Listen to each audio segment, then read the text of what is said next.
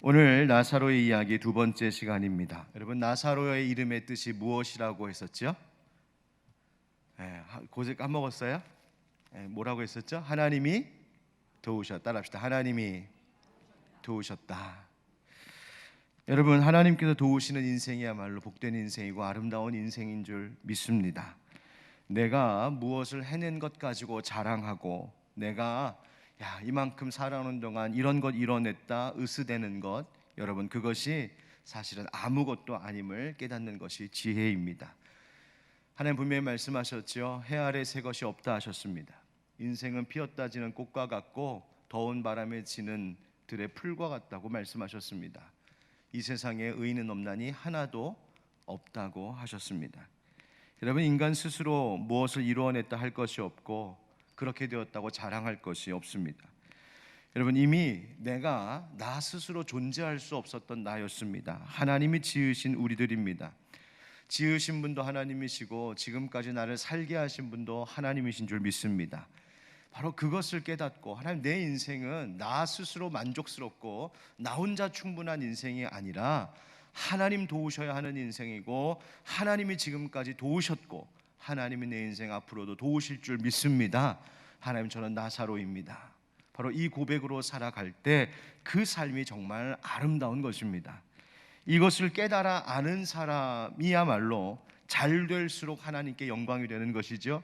내가 자랑하지 않고 하나님께 영광 돌리기 때문에 그렇습니다.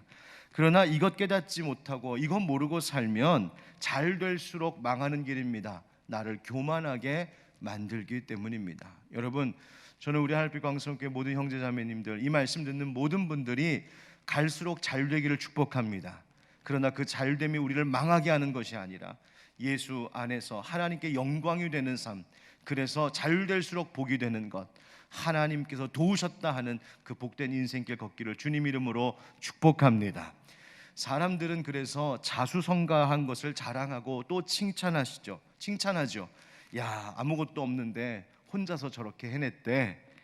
내 힘으로 일으키고 내 힘으로 성공한 것, 자수성가한 것 자랑합니다. 그러나 여러분, 예수 믿는 사람들은요, 자수성가를 말하는 것이 아니라 신수성가를 말하는 겁니다. 하나님의 손이 나를 일으키셨다. 하나님의 손이 나를 세우셨다. 여러분, 개인도, 우리의 가정도, 교회도 하나님이 도우셨다, 하나님이 일으키셨다 고백하게 되는 우리 모두가 되기를 간절히 바랍니다. 그래서 어제는 하나님이 도우시는 인생 가운데 바로 우리를 묶고 있는 이 두려움에서 나오게 하시는 하나님 은혜의 말씀 함께 나누었습니다. 두려움에서 나오라.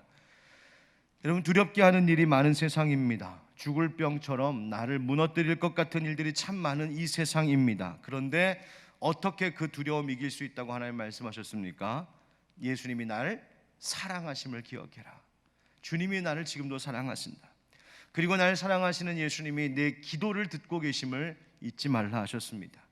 그리고 내게 때로는 두려워할 만한 일들, 정말 죽을 것 같은 일들이 인생 가운데 있다 할지라도 그것이 나 망하도록 하나님 허락하신 것이 아니라 이 모든 것을 통하여 하나님 오히려 영광되는 삶으로 변화시키시기 위한 하나님의 섭리와 계획이 있다는 사실을 믿는 것, 바로 그것이 우리를 두려움으로부터 나오게 하는 것인 줄 믿습니다.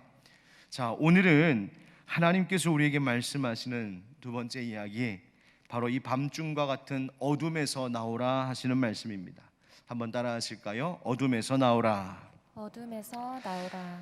오늘 본문에 보면 예수님께서 그 끝에 이런 말씀을 하셨습니다. 9절 10절에 보니까 예수께서 대답하시되 낮이 12시간이 아니냐, 사람이 낮에 다니면 이 세상의 빛을 보므로 실족하지 아니하고 밤에 다니면 빛이 그 사람 안에 없는 고로 실족하느니라. 아멘.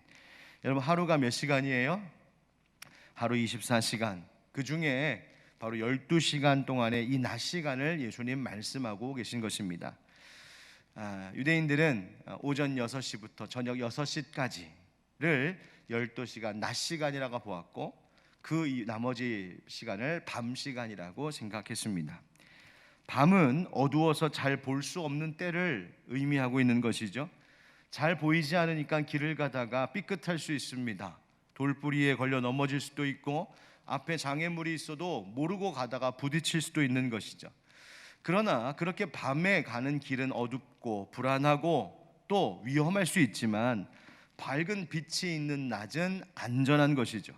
낮에는 빛이 환하게 비치기 때문에 넘어지지 않고 그 길을 잘 갈 수 있습니다. 내가 가는 길이 어떤 길인지 잘 볼 수 있기 때문인 것이죠.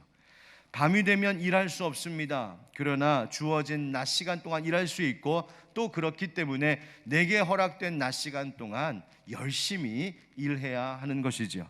그래서 주님 말씀하셨습니다. 세월을 아끼라 하시는 것도 이제 곧 밤이 되니 낮 가운데 있을 때 그 시간을 하나님 영광 위에 쓰라 하시는 겁니다. 오늘 이 말씀은 그래서 우리가 살아가면서 밤과 같은 어둠에 머물러 있지 말고 밝은 빛 가운데로 나와 다닐 것을 말씀하고 계신 것입니다. 예수님 왜 이런 말씀을 하셨을까? 그 말씀이 있기까지의 배경을 한번 같이 나누어 보도록 하죠. 여러분, 어제 나눴던 말씀처럼 주님 우리를 사랑하십니다. 우리는 주님의 사랑을 받는 사람들입니다. 하나님이 세상을 이처럼 사랑하셨다 하셨죠.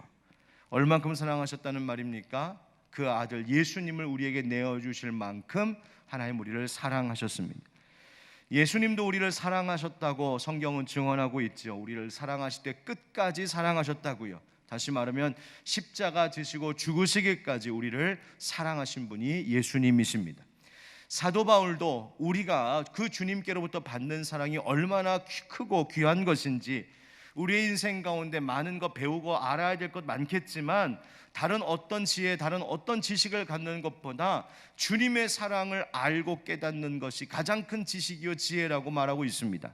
그래서 에베소서 3장 18절 19절에 이렇게 기도하고 있어요. 우리 함께 읽어보겠습니다. 시작. 능히 모든 성도와 함께 지식에 넘치는 그리스도의 사랑을 알고 그 너비와 길이와 높이와 깊이가 어떠함을 깨달아 하나님의 모든 충만하신 것으로 너희에게 충만하게 하시기를 구하노라. 아멘. 모든 지식에 넘치는 그리스도의 사랑, 세상 어떤 지식보다도 뛰어난 예수님 사랑 아는 것, 그 깊이가 어떠한지를 깨달아 아는 것이 가장 중요하다.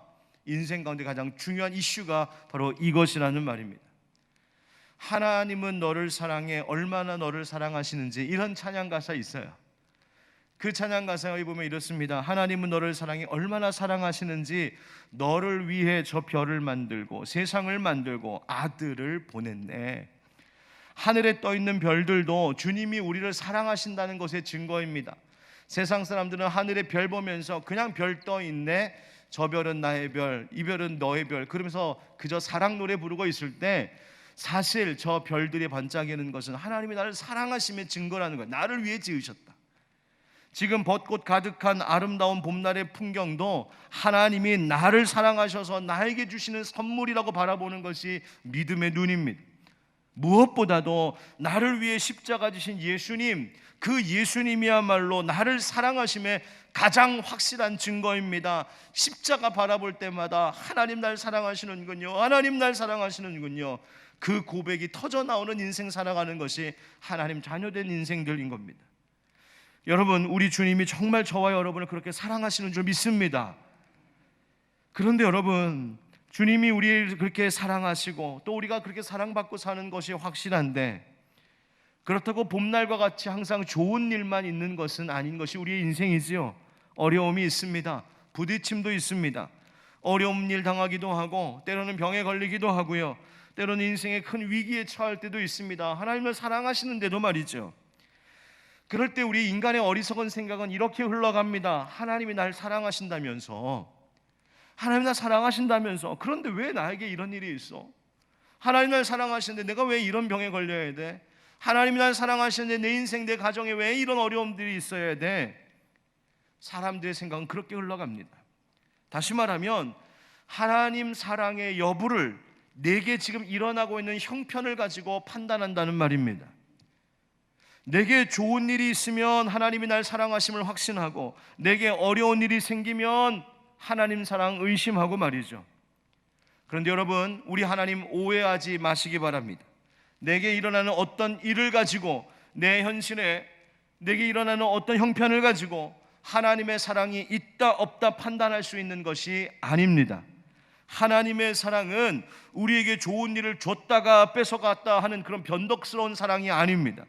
하나님의 사랑은 오히려 어렵고 힘든 그 길에도 함께 우리를 외면하지 아니하시고 동행해 주시는 분이 우리 하나님이요 그 사랑인 줄 믿으시기 바랍니다. 하나님의 사랑은 세상이 좋다 하는 일만 가지고 내가 교만해지려고 할 때 오히려 나를 낮추심으로 겸손하게 하시는 그 사랑이 바로 하나님 아버지의 사랑입니다. 하나님의 사랑은 자기의 전부를 내어주신 사랑, 그 사랑에 멈춤이 없는 사랑입니다. 오늘 이 나사로의 이야기 속에도 주님의 사랑이 여전히 그렇게 나타나고 있는 것을 볼 수 있습니다. 한번 따라 하실까요? 의심의 어둠에서 나오라 하십니다. 의심의 어둠에서 나오라 하십니다. 5절 말씀에 예수께서 본래 마르다와 그 동생과 나사로를 사랑하시더니 이렇게 되어 있죠. 예수님께서 마르다와 그 동생 마리아 그리고 그들의 오라버니 나사로를 사랑하셨다 말합니다. 어제 말씀 가운데도 언급했던 것처럼 여기서의 사랑은 바로 아가페의 사랑입니다. 하나님의 그 조건 없이 부어주시는 무한하신 사랑. 그런데 그렇게 사랑하신다고 말씀하시는데 그 다음 이어지는 말씀이 우리의 고개를 갸우뚱하게 만듭니다. 왜요? 6절 말씀에 나사로가 병들었다 함을 들으시고 그 계시던 곳에 이틀을 더 유하시고. 아멘. 여러분, 그냥 일반적인 사람의 생각으로는 예수님께서 정말 그들을 그렇게 사랑하신다면 나사로가 병들었다는 소식을 듣는 즉시 그래? 야, 빨리 가봐야겠다. 짐 싸라.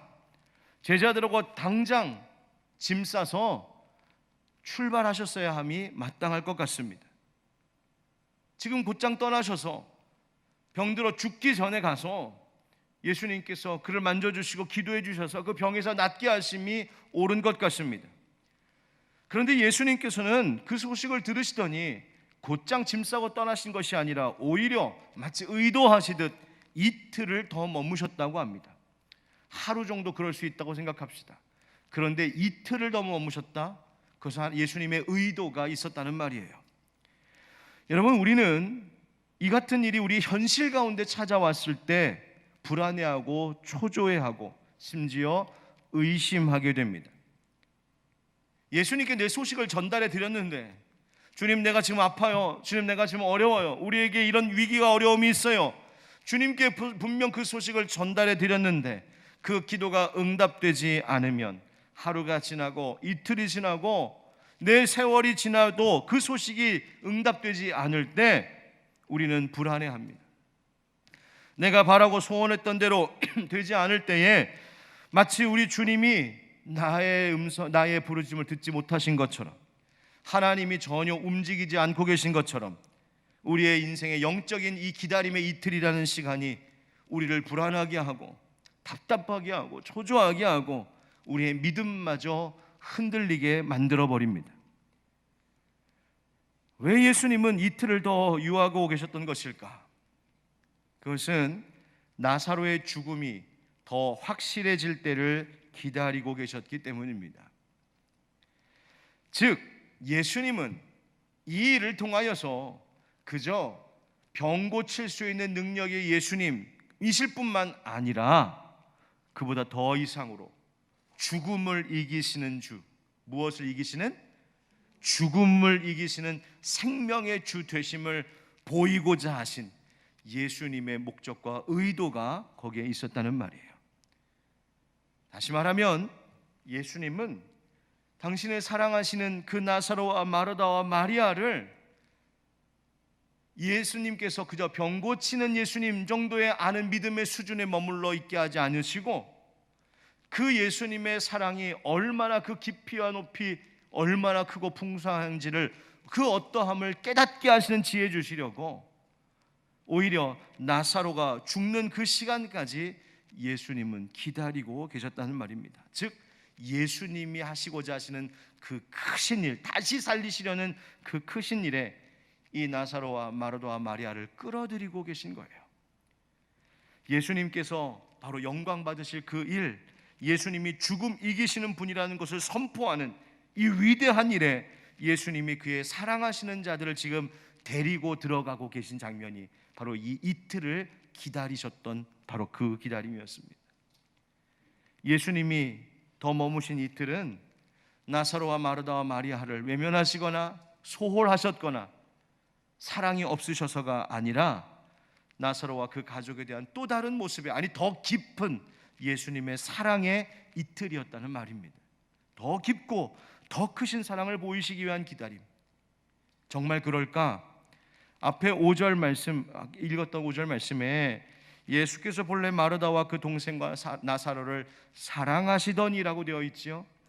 여기서 이 사랑하시다라고 하는 말을 헬라어 성경을 들여다보면 문법적으로 그 시제가 소위 미완료 시제라는 것으로 되어 있어요. 그것은 뭐냐면 끝나지 않았다는 말이에요. 아직 진행형이라는 말이에요.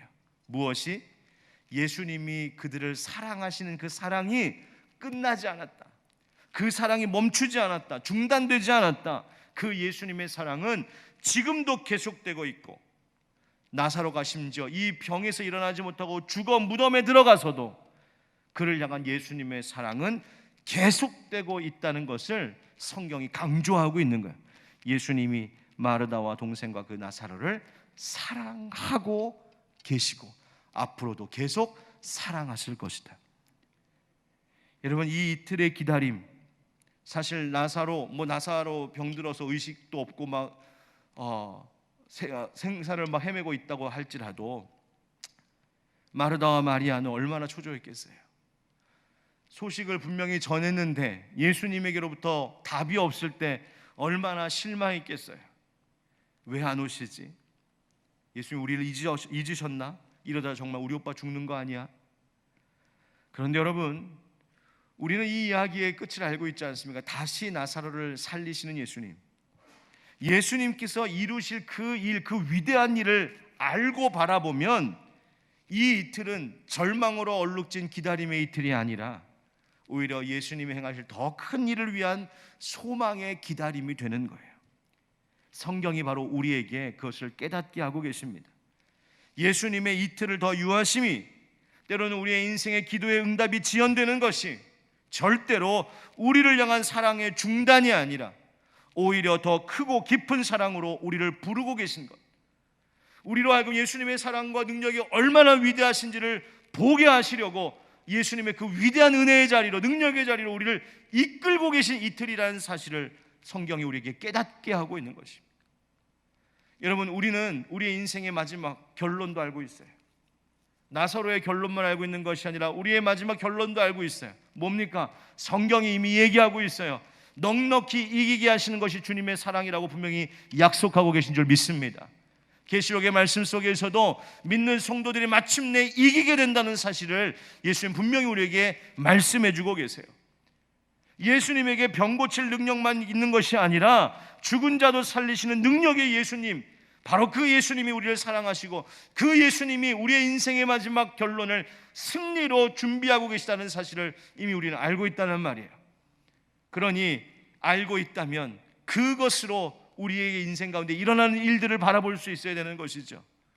우리의 마지막이 멸망이 아니고 구원이요, 우리의 마지막이 패배가 아니라 승리요, 우리의 마지막이 그냥 끝나는 아무것도 아닌 것이 아니라 예수님과 함께 일어나 천년 동안 왕노릇하게 하시는 그 주님의 약속이 우리 가운데 있음을 알게 하셨으니 우리의 인생에 지금 이틀을 기다리는 것과 같고 죽을 병 걸린 것 같고 심지어 죽음과 같은 일을 겪을지라도 그것을 바라보는 우리의 시선은 마침내 예수님의 승리, 우리의 승리라고 하는 사실을 항상 믿고 붙들어야 될 줄 믿습니다. 그래서 의심의 어둠에서 나와야 합니다. 여러분, 예수님이 하시는 일에 대하여 내 기도의 간절한 간구, 내 형편과 내 삶의 모든 이야기 속에 있는 어려움들, 이 일들에 대하여서 혹시 여러분 의심 가지고 계셨습니까? 하나님이 날 사랑하시고 날 붙들고 계시다는 것에 의심 가지고 계셨나요? 하나님 정말 살아계심에 대하여 의심이 있으셨습니까? 오늘 이 새벽에 그 모든 의심을 하나님 앞에 내려놓고 회개하고 다시 믿음으로 일어서는 여러분 되시길 주님의 이름으로 축복합니다. 두 번째, 따라 하십시다. 불신의 어둠에서 나오라 하십니다. 불신의 어둠에서 나오라 하십니다. 여러분, 의심이 쌓이고 그 의심이 오래되고 깊어지면 그것이 결국 불신이 됩니다. 사람의 관계도 그렇지요. 부부가 어떤 일로 몇 가지로 일로 의심이 시작되면, 그리고 그것을 해결하지 않으면 작은 것, 그 의심거리 문제가 계속 쌓이고 쌓여서 눈덩이처럼 불다가 결국 서로의 관계에 대해서 불신하게 됩니다. 이 의심의 눈으로 바라보기 시작하면 모든 게 다 의심스러운 거예요. 결국 뭘 해도 믿지 못하는 것이죠. 불신이 생기고 결국 그 관계마저 깨져버리는 겁니다. 우리의 믿음도 마찬가지예요. 주님께서 하시는 그 어떤 일에 대하여서 불안한 마음, 의심스러운 마음을 계속 그냥 두고 있으면 영적으로 불신이라고 하는 죄에 빠져들 수 있음을 잊지 말아야 합니다. 예수님께서 우리를 사랑하시는 이 사랑은 멈추지 않는 사랑이라고 했는데, 그 멈추지 않는 사랑이 얼마나 확실한 것인지, 변함이 없는 것인지 성경이 이것을 계속 보여주는 장면이 나옵니다. 이틀을 더 유하신 예수님께서 이틀이 딱 지나자 제자들에게 이제 말씀하시는 거예요. 7절에 그 후에, 그 기다림 시간 그 후에 제자들에게 이르시되 유대로 다시 가자 하시니. 자, 이제 우리 일어나 유대로 다시 가자. 그러니까 예수님 계신 곳에서 예루살렘 쪽으로 가시는 그 길을 이제 결정하시고 가겠다는 거예요. 그러자 제자들이 만류합니다. 뭐라고 만류합니까? 8절에 제자들이 말하되 라삐여, 선생님, 방금도 유대인들이 돌로 치려 하였는데 또 그리로 가시려 하나이까? 예수님, 선생님, 정말 유대 가시려고요? 또 거기 가려고요? 방금 전에도 예수님, 사람들이, 유대인들이 예수님 돌로 치려 하지 않았습니까? 지금 갔다간 큰일 납니다. 예수님 돌로 치려고 했던 시도가 있었어요. 실제로 요한복음에 보면 두 번이 앞에 나오는데, 하나는 8장에 예수님께서 사람들에게 뭐라고 말씀하셨었냐면 아브라함이 나기 전부터 내가 있느니라. 그러니까 아브라함보다 크신 하나님이심을 예수님이 나타내셨어요. 그러자 사람들이 자기들의 믿음의 조상, 자기들이 최고로 자랑하는 아브라함보다 저 예수가 더 크다고 그런 말을 하는 것을 망언으로 들은 거죠. 그래서 돌로 치려 했다, 성경에 기록되어 있습니다. 요한복음 10장에서는 예수님께서 또 뭐라고 말씀하시냐면 나와 아버지는 하나다. 이제 한 수 더 뜨셨어요. 하나님 아버지와 자신의 동등함을 드러내셨어요. 그러니까 유대인들이 가만히 있을 수 없는 것이죠. 저거 신성모독죄다. 그래 돌로 치려고 했다는 거예요. 이 일을 기억하고 있었던 제자들이 예수님 지금 유대로 가시면 큰일 납니다. 유대인들이 정말 가만 안 놔둘 겁니다 하시는 거예요. 여러분 보세요. 왜 유대인들은 예수님이 아브라함보다 크신 하나님이시오, 하나님과 동등하신 분이라는 것을 알지 못했을까? 그들이 영적인 어둠 속에 빠져 있었기 때문이에요. 예수님이 누구신지를 알지 못하고 예수님을 믿지 못하는 그 불신에 갇혀 있자 그들은 예수님을 향하여 돌을 드는 자들이 되었어요. 여러분, 우리가 이 고난 주간에 우리 자신 좀 잘 돌아볼 수 있으면 좋겠습니다. 어떤 면을 돌아봐야 되냐면 내 안에 하나님에 대한 의심이 쌓이고 쌓여서 결국 하나님에 대하여, 우리 주님에 대하여 불신하고 있는 삶의 태도는 없는지 돌아봐야겠습니다. 내 안에 의심을 지나서 불신앙적 태도는 없는지 말이죠. 여러분, 이스라엘 백성들이 그랬어요. 모세가 시내산에 하나님의 계명을 받으러 올라갔을 때에 내려옴이 더디자 의심하기 시작했어요. 그래서 출애굽기 32장에 보면 백성이 모세가 산에서 내려옴이 더딤을 보고 모세가 안 내려오니까 하나님이 하시는 일에 대해서 의심했습니다. 그래서 그 의심하다가 결국 어떻게 됐습니까? 그들이 벌인 일이 뭐예요? 금송아지 만들어서 우상 숭배하는 불신의 죄를 저질렀어요. 만나와 메추라기로 먹이시는 하나님이심이 분명한데 그들은 하나님의 능력과 사랑을 의심했어요. 그래서 물이 없어서 원망하고 고기 못 먹는다고 원망하고 애굽 돌아가겠다고 하나님 앞에 불신앙의 죄를 범했어요. 모세와 아론을 세우신 하나님의 권위에 대하여 의심하기 시작했을 때 결국 백성들은 모세와 아론을 대적함으로 결국 하나님을 대적하는 꼴이 되어버렸어요. 불신의 죄를 저질렀다는 말이에요. 여러분, 우리가 하나님에 대해서 의심들을 두고 계속 의심하고 갸우뚱거리는 거 놔두고 살면 그것이 불신이 돼버리고 결국 하나님에 대해서 불신앙의 죄를 범할 수 있다는 것을 잊지 말아야 합니다. 의심을 방치해 두지 마시고요, 불신이 되게 하지 마십시오. 하나님 앞에 범죄할 수 있어요. 여러분, 오늘 성경에서 유대인들과 같이 예수님을 향하여 돌을 들고 돌로 치려고 했던 유대인들과 같은 그런 불신의 어둠에서 나오라고 오늘 말씀하십니다. 여러분, 우리 주님 정말 그렇게 믿을 만한 분이신가? 예, 우리 주님 믿을 만한 분이세요. 왜요? 예수님께서 유대로 가자 할 때 제자들이 뭐라고 물었다고요? 예수님, 또 그리로 가시려고요? 또 그리로 가시려고요? 그리로가 뭡니까? 바로 죽을 길입니다. 십자가 지는 그 길입니다. 죽는 길입니다. 그런데 예수님, 또 그리로 가시려고요 하는 제자들에게 예수님 뭐라고 하십니까? 그래, 가자. 여러분, 예수님은 자신을 위협하는 그 유대인들이 돌을 들고 자기를 죽이려고 하는 그 위험 앞에서도 여전히 그 십자가의 길을 외면하지 않고 그 십자가의 길을 피하지 않고 때가 되면 또 그리로 가시는 분이 우리 예수님이셨습니다.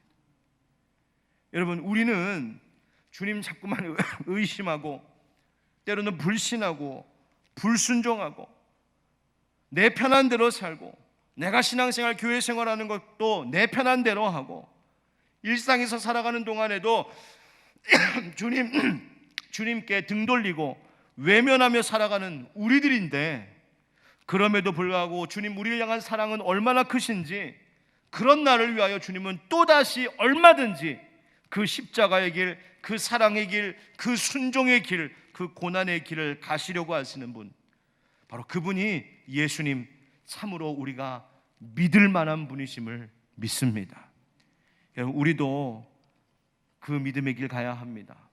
우리 안에 있는 모든 불신을 버리고 성도의 길, 우리가 가야 되는 그 십자가의 길, 그 제자의 길, 희생과 헌신의 길, 우리는 예수님처럼 우리도 또 그리로 가고자 해야 하는 겁니다. 여러분, 우리 삶을 돌아보며 불신의 어둠 가운데 혹시 있었다면 그 불신의 자리에서 나와 믿음의 길 걸어가는 우리 되길 주님 이름으로 축복합니다.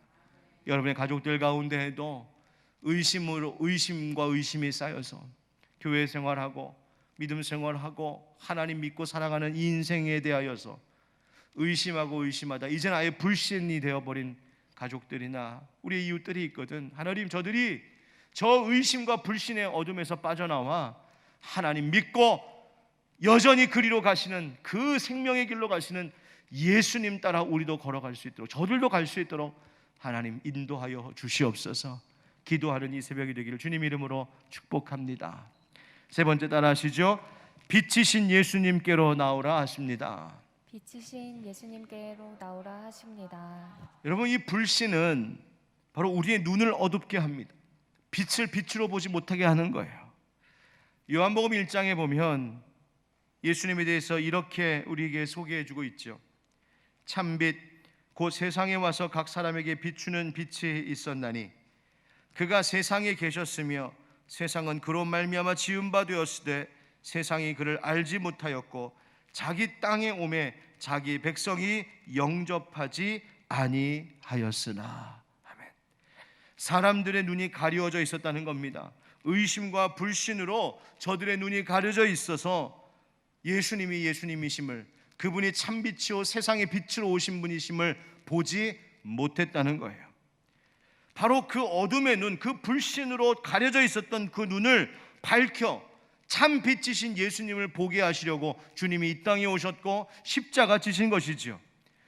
그래서 예수님께서는 다시 유대인들, 그 돌로 치려고 하는 유대인들을 피하지 않으시고 예수님을 호시탐탐 기다리고 있는, 언제 예수님을 잡아서 없앨까 혈안이 되어 있었던 그 유대인들이 득실거리는 그곳에, 그 길을 피하지 않고 그 십자가 길을 가셨던 거예요.